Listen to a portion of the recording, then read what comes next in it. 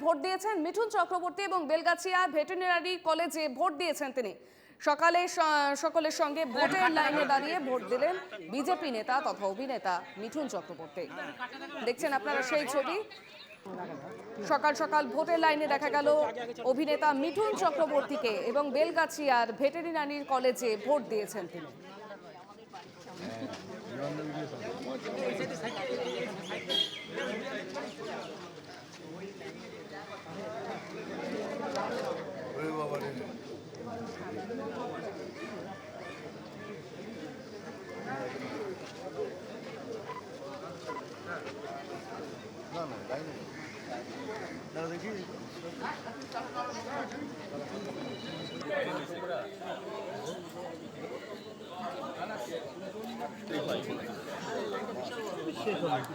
তুমি একটা বন্ধু ঢুকে যাও না।